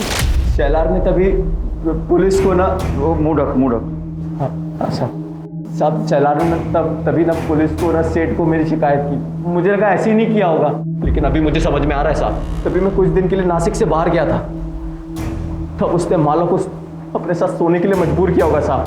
तो मुझे एक बात समझ में नहीं आ रही, माला ने मेरे को कुछ बताया क्यों नहीं अभी तक? शेलर का एड्रेस ले लो, उसको थाने बुलाओ। अरे साहब मेरे को क्यों बुलाया इधर? मैंने क्यों बुलाया साहब? मेरे को मैंने कुछ नहीं किया है साहब। गरीब औरतों का बहुत शारीरिक शोषण करता है ना तू? शोषण? क्या बात कर रहे साहब? मैं अभी मेरे सेठ को फोन करता हूँ, उनको बुला लेता हूँ। जगह लगा फोन लगा, तेरे सेठ को फोन लगा। उसको भी समझने दे, उसका साइट सुपरवाइजर गरीब औरतों का कैसा शारीरिक शोषण करता है। और उसमें से राजू और माला भी थे ना, तूने माला का फायदा उठाया, उसका शारीरिक शोषण किया। तेरे बच्चे की माँ बनने वाली थी, उसके बाद में तूने उसको मार दिया।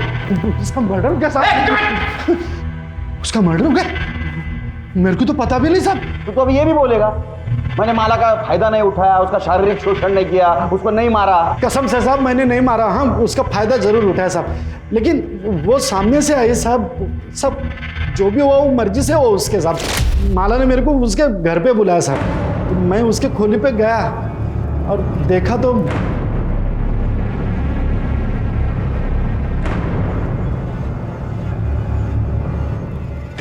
तुम्हें मेरे साथ सोना था ना, तुम्हें जो करना है तुम करो, बस राजू की शिकायत किसी से मत करना, ना पुलिस से और ना ही सेठ से।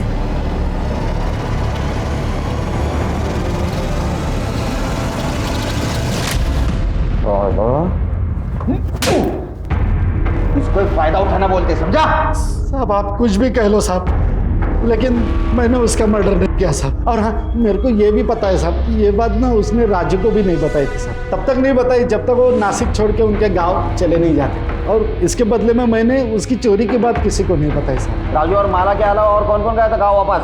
वो ये विट्ठल और दत्ता गए थे माला और राजू के एक हफ्ते बाद। कौन सा गाँव? वो विट्ठल तो इधर का ही है साहब, सोनगढ़ का। राजू पहचानता है उसको। और वो दत्ता यहाँ से 60-70 किलोमीटर दूर पिंजर गाँव है साहब, वहाँ पे रहता है। उसका डीएनए टेस्ट कराओ और माला के फिटर से मैच करके देखो, इधर ही रहेगा। अरे नहीं साहब, वो रहेगा। ये वामन शेलार का कहना है कि माला ने उसके पति राजू को बचाने के लिए उसके साथ शारीरिक संबंध बनाया। ऐसा भी हो सकता है किसी और के साथ किसी और वजह से उसने शारीरिक संबंध बनाए होंगे। तो क्या सच में उसके साथ हॉस्पिटल में हुआ था या झूठ बोल रही है? किसी और वजह से उसने हॉस्पिटल में भी किसी के साथ शारीरिक संबंध बनाए। सर इस वामन की बात पे विश्वास कैसे कर सकते हैं? हो सकता है झूठ बोल रहा हो सकता है, लेकिन हमारे पास कोई सबूत नहीं है। क्या ज़्यादा सर, चाय अच्छी नहीं है? सवाल अच्छे बुरे चाय का नहीं है, वो बाकड़े की चाय की आदत है। इसकी आदत होने के लिए टाइम जाएगा।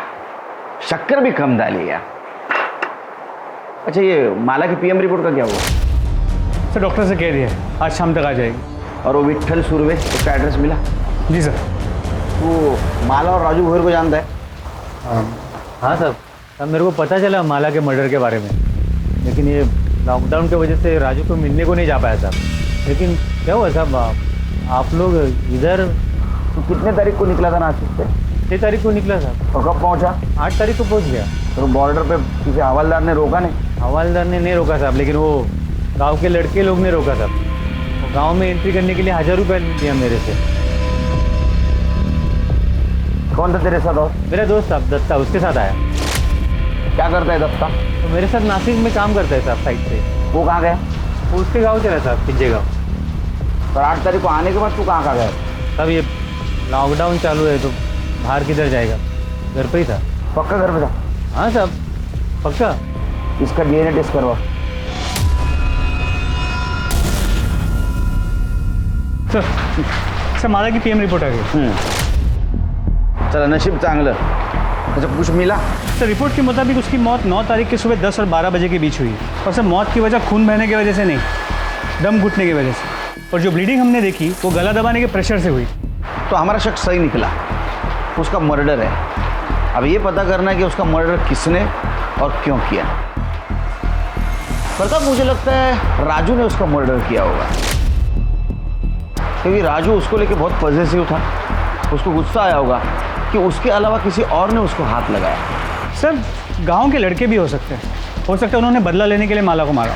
निकाल इधर से। देख लेंगे तुझको, देख लेंगे। या फिर हॉस्पिटल में जिसने उसका रेप किया वो विट्ठल भी हो सकता है, क्योंकि विट्ठल 8 तारीख को गांव आया और 9 तारीख को माला का मर्डर हुआ। तमाम कोशिशों के बावजूद पुलिस भोसले हॉस्पिटल में माला का बलात्कार करने वाले अपराधी तक नहीं पहुंच पाई थी। बल्कि यह भी एक पहेली थी कि बलात्कार हुआ भी था या नहीं। जो साबित हुआ वो ये था कि माला का कत्ल हुआ था, लेकिन उसमें भी पुलिस उसके कातिल को ढूंढने की जद्दोजहद में लगी थी। वामन शेलार और विट्ठल पर पुलिस को शक तो था, लेकिन दोनों का डीएनए माला के अजन्मे गर्भ से मैच नहीं कर रहा था। यह केस एक नहीं बल्कि 3 सूरतों में पुलिस की नींद हराम किए हुए था। पहली, माला जब सोनगढ़ आई थी तो उसके पेट में किसका गर्भ था। दूसरी, हॉस्पिटल के आइसोलेशन वार्ड में उसके साथ बलात्कार हुआ था। क्या यह सच था या वो झूठ बोल रही थी, और अगर वो झूठ बोल रही थी तो क्यों? या फिर ऐसा था कि ये संबंध उसने अपनी मर्जी से बनाए थे। और तीसरी, वो कौन हो सकता था जिसने माला को उसी के घर में घुसकर मौत के घाट उतार दिया। पुलिस के पास संदिग्ध तो कई थे, लेकिन सबूत किसी के भी खिलाफ नहीं था। सर 8 तारीख को माला अस्पताल से डिस्चार्ज हुई और 8 तारीख को ही विट्ठल और दत्ता सोनगढ़ पहुंचे। और विट्ठल के मुताबिक तभी के तभी दत्ता अपने गांव पिंजगढ़ के लिए पैदल निकला, जो करीब 60 से 70 किलोमीटर दूर। सर हम सबको तो चेक कर चुके, वो कौन हो सकता है जो माला के बच्चे का बाप था जिसने उसका मर्डर किया। ये दत्ता पिंजगढ़ कब पहुंचा पता करो। सर हमने विट्ठल के कॉल रिकॉर्ड्स चेक किए और उसमें यह पता चला कि 12 तारीख की रात को हमारी पूछताछ के बाद उसने एक नंबर पर 20 बार कॉल किया। कितने बार? 20 बार। और सर बातचीत काफी लंबी हुई। नंबर किसका था? दत्ता राउत के। दत्ता राउत? अब बता, इतने फोन क्यों किया? साहब वो हालचाल पूछने के लिए फोन किया था साहब। हलचल पूछने के लिए 20 बार फोन? किसके हाल खराब थे, किसकी चाल खराब थी रे? वो साहब इधर उधर की बात कर रहे थे हम लोग। ए तू क्या वेड़ा समझ लगा मला? हाँ सच सच बता, ना तो इतना मारूंगा ना इधर का उधर हो जाएगा, समझा? नहीं साहब सब बताता हूँ साहब। वो साहब उस दिन साइट पे काम जल्दी खत्म हो गया तो मैं और दत्ता राजू की खोली के बाहर दारू पी रहे थे साहब। तो राजू की खोली से कुछ आवाज आया। तो राजू के घर पे कौन आया? राजू आ गया क्या? देखते।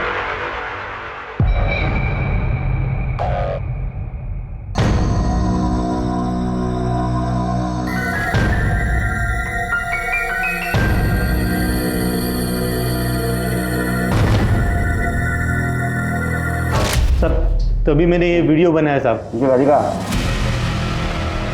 मेरे को यकीन ही नहीं हुआ साहब कि माला शेलार के साथ सोने को राजी कैसे होगी। फिर जैसे ही शेलार राजू की खोली से बाहर आया,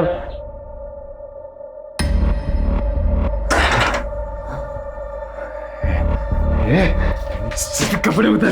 भाव पागल हो गए हो क्या? निकलो निकलो यहाँ से, निकलो वरना मैं शोर मचाऊंगी। निकलो भाव। तू क्या शोर मचेगा? मैं मचाता है ना शोर, बुलाता है सबको और बताता है वो राजू इधर नहीं है ना, तो शेलर के साथ तू कैसे मजे मार रही है?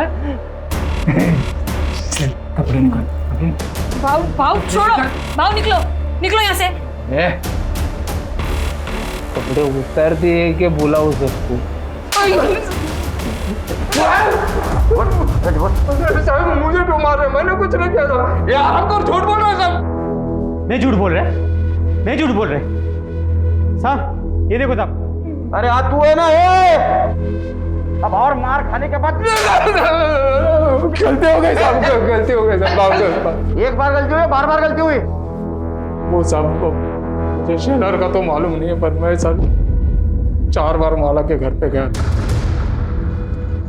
उसको बदनामी की धमकी दिया और बाद में उसको रेप किया और मार दिया। 8 तारीख को तू सोनगढ़ बॉर्डर पे इसके साथ पहुंचा। वैसा देखा जाए तो 9 तारीख को तेरे गांव पहुंचना चाहिए था शाम तक, लेकिन तू 11 तारीख को दोपहर में पहुंचा। 36 घंटे क्या कर रहा था रे तू? कहाँ था? थक गया था ना साहब, चल चल के, थोड़ा आराम करने के लिए रुक गया। 36 घंटे सो रहा था तू? सच बता रहा है तो इतना मारूंगा ना, पूरी हड्डी पसली एक कर दूंगा। बताता हूँ साहब, बताता हूँ, मारना मत साहब। सच बता ना। वो साहब नशे के हालत में मैंने वो माला से जबरदस्ती तो कर ली साहब। बाद में अकल आई कि वो शेलर सिर्फ माला के साथ सोने की बात किया था, तो राजू ने उसकी हड्डी पसली तोड़ दी थी। मेरे बारे में उसको मालूम पड़ता तो मेरे को तो जान से मार देता था साहब। मैं बहुत डर गया था साहब, लेकिन फिर पता चला कि माला पेट से राजू लड्डू बांट। मतलब ये था कि उसको अब तक तो कुछ पता नहीं था, लेकिन माला साहब वो कुछ ऐसे घूर के और गुस्से से मेरे को देखती थी, लगता था कभी भी राजू को बता दे। माला और राजू सोनगढ़ जाने के लिए निकले। उस वक्त तो माला ने मुझे कुछ से गुस्से से देखा था ना साहब, लगा था अब कुछ तो होने वाला। मैं डर गया था साहब। उसके बाद तो साहब वो राजू मेरे सपने में आता था साहब, मेरी छाती में बैठ के कोई तरह से मेरे को मारता था साहब। नाटक मत कर। नाटक नहीं साहब। उसके बाद मैंने इसको बोला गांव चलते हैं। दोनों साथ में ही गांव जाने के लिए निकले थे साहब। वहाँ सोनगढ़ के फाटे पे पहुंचे तो ये सोनगढ़ के अंदर चला गया। देखा कि इसने वो बच्चे, वो गांव के लड़के थे ना, उनको पैसे देके अंदर घुस गया। मैं तो सीधे अंदर नहीं जा सकता था ना साहब, तो मैंने रात होने की राह देखी ताकि वो लोग सो जाए। तो जैसे रात हुई मैं भी अंदर घुस गया। जाते ही पहले वो राजू का घर ढूंढा साहब, फिर रात भर उधर ही छुपा रहा। सुबह हुई, जिस वक्त राजू घर से निकला ना साहब, तो मैं घर के अंदर घुस गया साहब।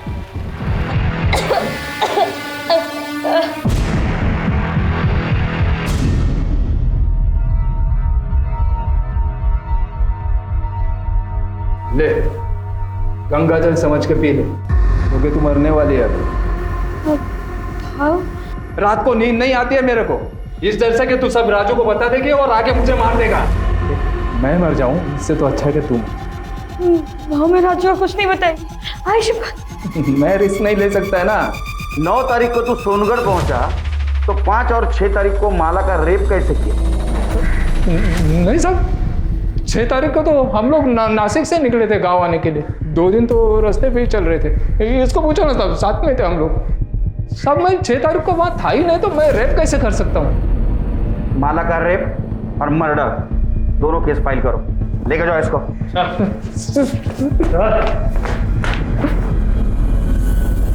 दत्ता राउत के डीएनए टेस्ट से यह साबित हो गया कि माला के अजन्मे बच्चे का पिता दत्ता राउत था। माला के बच्चे और हत्या की गुत्थी तो सुलझ चुकी थी, लेकिन यह अब भी अनसॉल्व था कि अस्पताल में माला का बलात्कार किसने किया था। कौन हो सकता है जिसने कोविड-19 जैसी महामारी को ताक पर रखकर यह जुर्म किया? ऐसी विकृत मानसिकता वाले व्यक्ति को ढूंढने के लिए पुलिस ने इस केस की फिर से जांच शुरू की और यह पाया कि बलात्कारी कोई हॉस्पिटल के स्टाफ में से नहीं है, बल्कि बाहर का कोई व्यक्ति है। 5 और 6 तारीख को तेरी ड्यूटी थी ना, तो ये बता कितने आदमी और कौन कौन आए थे अंदर? किसको आने दिया था तूने? सर यहाँ कोई नहीं आया था सर, मैं किसी को आने नहीं दिया था, सिर्फ हॉस्पिटल का स्टाफ था। अच्छा, बहुत पर्टिकुलर आदमी है ना। चल खुल के बात करते। गांव वाले लड़के गांव में किसी को भी घुसने देने का एक आदमी का 1000 रुपये लेते, तेरा रेट क्या है? सर ये आप कैसी बातें कर रहे हैं? अरे दोस्ताने में बात कर रहा हूँ उसके साथ। हाँ, गलती मान ले। तूने अगर गलती मान ली तो एक मरी हुई औरत को न्याय मिलेगा, और अगर हम अपने पे उतर आए तो तेरे को न्याय दिलाने वाला कोई नहीं रहेगा। समझा? नहीं समझ में आया? सोच ले, तेरे को लेके गए हम पुलिस स्टेशन, बहुत पीट रहे, किसके पास न्याय मांगने के लिए जाएगा तू? बोलना। सर गलती हो गई, मुझे माफ़ कर दो। वो दोनों दिन एक ही आदमी आया था, उसने मुझे एंट्री करने के लिए पैसे दिए थे। बोल रहा था उसके अंकल भर्ती है, उससे मिलना चाहते हैं। क्या नाम था उसका? विष्णु मात्रे। हमारे यहाँ पेशेंट है प्रदीप मात्रे, उनका भतीजा है। देखा, अरेस्ट करो इसे। साहब उस दिन मैं अपने काका से मिलने गया था, टेंशन हो रही थी कि टेंशन हो रही थी, और उधर हॉस्पिटल में एक औरत के साथ रेप हो रहा था, और तेरे अंकल और वो औरत, उनका वार्ड आजू बाजू में था। साहब ये क्या मेरे घर पे आके आप ये रेप वेप की बात कर रहे हैं? मेरे घर वालों को पता चल जाएगा तो क्या सोचेंगे वो मेरे बारे में? तेरे अंकल कोरोना पॉजिटिव थे ना, उनके हालचाल पूछ के आया था ना तू, फिर भी तेरा समाधान नहीं हुआ, फिर से उनके हालचाल पूछने चला गया, तब तेरी जान प्यारी नहीं थी? साहब मैं बोल चुका हूँ कि इस सबसे मेरा कोई लेना देना नहीं।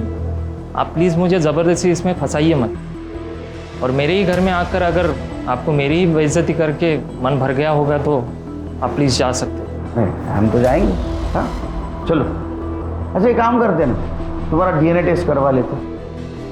तुमने कुछ किया ही नहीं ना, तो करवा लेते डीएनए टेस्ट। हाँ, अगर तू ना करेगा तो पुलिस वाले शक करेंगे तेरे पर।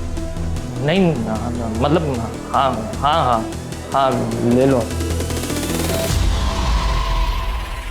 डीएनए के टाइम वो विष्णु की हालत देखी तुमने कैसी हुई थी? मुझे लगता है रेप उसने किया होगा, क्योंकि 5 और 6 तारीख को उसके अलावा हॉस्पिटल में कोई नहीं आया, और हॉस्पिटल के सारे स्टाफ की हिस्ट्री तो हम लोगों ने निकाली है। लेकिन सर हमारे पास उसके खिलाफ कोई सबूत नहीं है। हमने डीएनए सैंपल लिया तो है, लेकिन उससे क्या हो?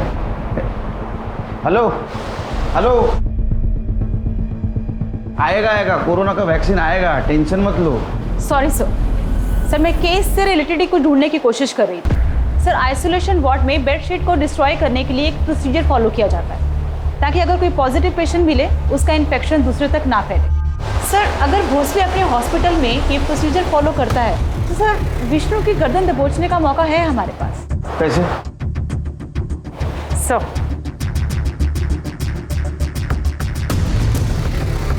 पता करो भोसले हॉस्पिटल में प्रोसीजर फॉलो होता है क्या? अगर होता है तो विष्णु जरूर पकड़ा जाएगा।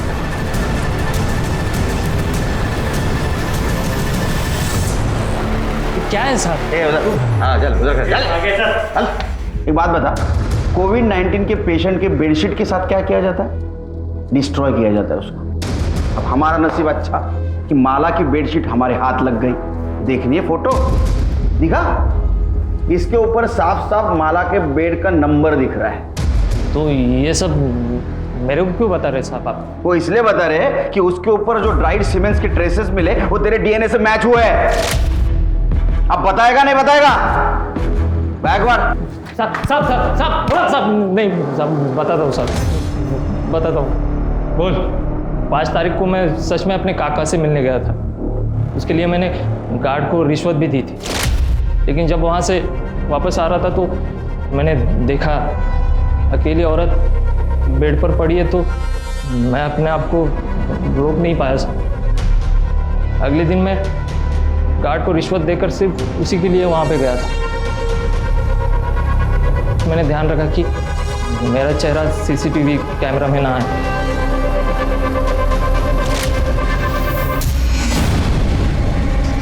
कौन?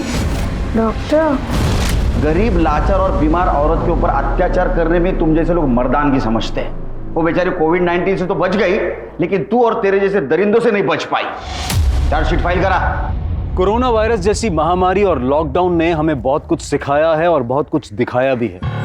शायद हम पहले से ज्यादा संवेदनशील हुए हैं। जहां एक तरफ इस मुश्किल की घड़ी में कुछ लोग अपनी कमाई, अपनी सेविंग्स को डोनेट करके अनजान लोगों की मदद करने की कोशिश कर रहे थे, वहीं विष्णु महात्रे, दत्ता राउत, वामन शेलार और विट्ठल सुर्वे जैसे लोगों ने इससे कोई सीख नहीं ली। माला भोईर, जिसने जिंदगी और मौत तकलीफ में देखी, जिसकी शुरुआत उसके पति राजू भोईर को बचाने के गलत तरीकों से हुई, इस केस से हमें ये सबक मिलता है कि गलत काम करने का कोई भी सही तरीका नहीं हो सकता है। इसलिए अपनी गलती का सामना करें और आगे के लिए सीख लें ताकि दोबारा किसी मुसीबत में ना पड़े। अब मैं अनूप सोनी आपसे विदा लेता हूं। फिर मुलाकात होगी क्राइम पेट्रोल सतर्क में एक और नए केस के साथ। तब तक अपना और अपने परिवार का ख्याल रखें, सतर्क रहें, सुरक्षित रहें और देखते रहें क्राइम पेट्रोल सतर्क। जय हिंद। इस तरह के और भी एपिसोड देखने के लिए हमारे चैनल को सब्सक्राइब करें और बेल आइकन दबाना ना भूलें।